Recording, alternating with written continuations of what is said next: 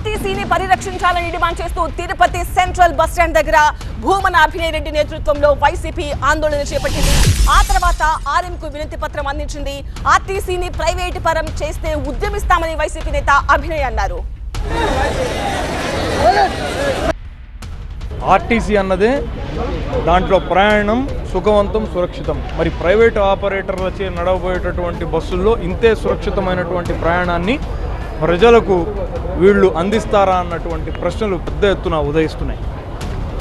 12 డిపోలను ఇప్పటికే ప్రైవేటైజ్ చేసేశారు. వాళ్ళ ఛార్జింగ్ అవసరాల కోసం, ఇతరత్ర అవసరాల కోసం విలువైనటువంటి ఆర్టీసీ భూములన్నింటినీ కూడా ప్రైవేటు పరం చేసేస్తున్నారు. గతంలో ఇలానే విజయవాడ నడిబొడ్డులో ఉన్నటువంటి ఓ ఆర్టీసీ స్థలాన్ని లులు మాల్కు అప్పజెప్పాలనుకున్నప్పుడు చంద్రబాబు నాయుడు గారి కోర్టు చివట్లు పెట్టి దాన్ని స్టే ఇచ్చేసింది. మరి మళ్ళీ ఎందుకు ఇలాంటి పనులు పూనుకుంటున్నారు? పెద్ద ఎత్తున ఉద్యోగస్తుల్లో దీని పట్ల భయాందోళనలు ఉన్నాయి. ఏవైతే డిమాండ్లను ఈరోజు వాళ్ళు ప్రభుత్వానికి అందించబోయేటటువంటి మెమరాండంలో పొందుపరచబోతున్నారో ఆ డిమాండ్లన్నిటికీ వైఎస్ఆర్ కాంగ్రెస్ పార్టీ మద్దతు ఇస్తోంది. మీరు ఉద్యోగస్తుల ఆకాంక్షలకు మేరకు మీ నిర్ణయాన్ని మార్చుకోకపోతే వైఎస్ఆర్ కాంగ్రెస్ పార్టీ ఉద్యమ బాట పట్టడానికి సిద్ధంగా ఉంది.